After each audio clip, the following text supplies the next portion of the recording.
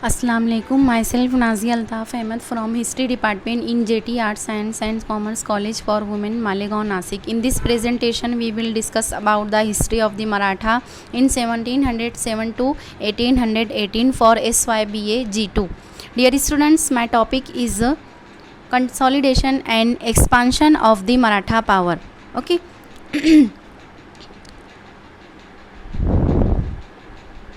Dear students, इससे पहले हमने देखा था कि ताराबाई और शाहू महाराज की जो तो कॉन्फ्लिक्ट के बारे में हमने मालूमात हासिल की थी। अब उसके बाद आगे का हम जो है तो देखते हैं कि क्या एपिसोड हुआ। थोड़ा सा पस मंज़र में मैं बताते चलूँ कि ताराबाई की जो एक्टिविटी थी कि उसने मगरबी महाराष्ट्र के इलाक़ों पर उसके कब्ज़े तो थे ही। सतारा, रायगढ़, सिंहगढ़ उसने अपना कब्ज़ा करके जो है तो बिरार, खानदेश, मालवा, मगरबी महाराष्ट्र के इलाक़ों ही तक वो महदूद ना रहते हुए बल्कि मशरक़ी महाराष्ट्र की तरफ ने उसने अपने कदम जमाए। अब यहाँ तक कि हम देखे थे। उसके बाद जो है तो मराठा सरदार जो है तो ताराबाई को अपोज़ करते गए, लेकिन उसने जो है तो अपनी कामयाबी के परचम गाड़ते चले गए और उसने अपने बेटे के ज़रिए शिवाजी फर्स्ट सेकंड जो है तो उसका जो शिवाजी का जो पोता था उसको तख्त नशी करके इसने अपनी बातें मनवाती रही और अपनी पूरी हिकमत अमली के साथ इसने जो है तो मुग़लों को जो है तो धूल चटाई।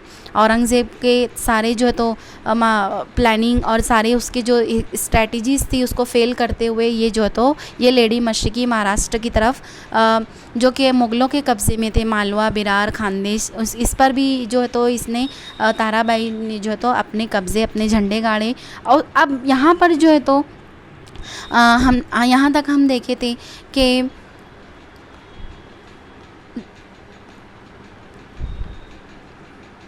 Mughal army, while the Marathas become more and more confident, Aurangzeb through the thought of coming to terms with the Marathas who had their own conditions and terms। यहाँ तक हमने देखा था पिछली पीपीटी में। अब यहाँ से हमें देखना है कि दे डिमांडेड, उन्होंने कुछ डिमांड की थी मराठों ने। Shahu should be recognised as Chhatrapati and he should be allowed to take chauth and sardeshmukhi from the 6 subahs of the Deccan, है ना।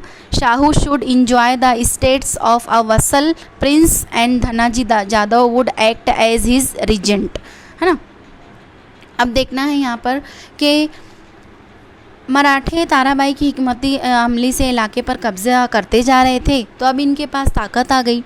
अब ताकतवर जो है तो वो अपनी शर्त पर काम करता है, कमज़ोर तो है नहीं। कमज़ोर हर शर्त पर काम करता है, लेकिन ताकतवर अपनी शराइत पर काम करेगा। अब चूँकि मराठों के पास मगरबी महाराष्ट्र भी आ चुका है, अब वो बढ़ रहे हैं मशरक़ी महाराष्ट्र की तरफ, उस पर भी उनके कब्ज़े उन्होंने अपने झंडे गाड़ चुके थे। तो उन्होंने डिमांड की, दे डिमांडेड, क्या डिमांड की, उनके पास ताकत आ गई थी तो उन्होंने औरंगज़ेब के सामने डिमांड की कि शाहू को जो है तो वो रिलीज़ किया जाए। शाहू कौन? संभाजी के बेटे, जो पहले ही मैंने आपको बताया कि 1690 में संभाजी की बीवी और उसके बेटे को जो तो औरंगज़ेब की कैद में चले गए थे। तो ये वही चीज़ अब मैं यहाँ दोहरा रही हूँ कि उन्होंने जो है तो औरंगज़ेब के सामने डिमांड की कि शाहू को रिलीज़ किया जाए और उसे छत्रपति बनाया जाए, और इसके बाद चौथ और सरदेश मुखी 6 सूबों में जो है तो टैक्स वसूल करने की इजाज़त दी जाए। ये डिमांड उन्होंने की मुग़लों से, ठीक है। Shahu should enjoy the status of a vassal prince and Dhanaji Jadhav would act as his regent. The Maratha would maintain law and order in the 6 subahs of the Deccan. Aurangzeb agreed to this term, but he became suspicious and broke the negotiations. In 1706, another attempt was made, which also failed. But this time, Aurangzeb was a highly frustrated man. In the midst of all this, Aurangzeb died on 20 February 1707, है ना। अब जब क्या हुआ कि जब इन्होंने demand की तो दक्कन के 6 सूबों में इनका ही हुक्म चलेगा और वहाँ की चौथाई और सरदेशमुखी छत्रपति शाहू को जो है तो बनाया जाए, छत्रपति बनाया जाए शाहू को, उनको रिलीज़ करके, और 6 सूबों में टैक्स वसूल करने की इजाज़त दी जाए। और औरंगज़ेब जो है तो उनकी इस डिमांड को जो है तो पूरा करने से मतलब इस दर पे था, यानी औरंगज़ेब इस दर पे थे कि वो अब मराठों की शराइत को कबूल करे, क्योंकि अब इनके पास ताकत आ चुकी थी और मुग़ल कमज़ोर पड़ने लगे थे। लेकिन ऐसे हालात में वो फ्रस्ट्रेट होते चले गए और तबीयत बिगड़ते चली गई और 1707 में औरंगज़ेब का इंतकाल भी हो गया, है ना। अब जैसे ही औरंगज़ेब का इंतकाल होता है, the death of Aurangzeb triggered of a war of successor of Aurangzeb, that in order to weaken the position of the Marathas, Shahu should be immediately released and allowed to return to Deccan to reclaim the Maratha throne from Tarabai. This will lead to a civil war in Maharashtra between Shahu and Tarabai. अब क्या हुआ कि जैसे ही औरंगज़ेब का इंतकाल हुआ तो अब इनकी औलादों में जानशीनी के झगड़े शुरू हो गए, जिसे कहा जाता है वॉर ऑफ सक्सेसर। अब यहाँ थोड़ा सा कहानी में थोड़ा सा ट्विस्ट है कि औरंगज़ेब के इंतकाल के बाद अब जानशीनी के झगड़े शुरू हो गए। तो क्या हुआ कि शाहू को मुग़लों ने रिलीज़ कर दिया, जानबूझकर रिलीज़ कर दिया और जल्दी ही रिलीज़ कर दिया, ताकि जो है तो इनकी कैद जो कि इनकी कैद में शाहू जो थे, अब इनको रिलीज़ किया जाएगा तो ये क्या होगा कि शाहू जो है तो इसलिए कि छोड़ा कि तुम जाओ दक्कन में जाके ताराबाई से लड़कर जो है तो मराठों का तख्त हासिल करो, यानी उनको भी लड़ने के लिए भेज दिया गया। ये मुग़लों की भी एक चालाकी थी, मराठे भी लड़ते रहे और हम भी लड़ते रहें और हमारी जो है तो लड़ाई का मराठे फ़ायदा ना उठाएं, ये मुग़लों ने सोचा और शाहू को कैद से आज़ाद कर दिया। और शाहू दिल्ली से निकल कर फिर महाराष्ट्र आते हैं और यानी अब उसे इजाज़त दी गई कि तू जा दक्कन हासिल कर और वहाँ का बादशाह बन जा। और इस तरह सिविल वॉर शुरू हो गई, मराठों में सिविल वॉर शुरू हो गई, मुग़लों में सिविल वॉर शुरू हो गई, जानशीनी के झगड़े शुरू हो गए, है ना। ताराबाई और शाहू में वॉर शुरू हो गई, यानी चची और भतीजे में शुरू हो गई सिविल वॉर, क्योंकि ताराबाई शाहू की चची थी। अब जब ये आपस में लड़ेंगे तो इनका टेंशन कम होगा, वो मुग़लों की तरफ जो है तो ध्यान नहीं दे सकेंगे, इसीलिए जो है तो मुग़लों ने शाहू को जानबूझकर और भी ज़्यादा रिलीज़ किया उन्हें, है ना।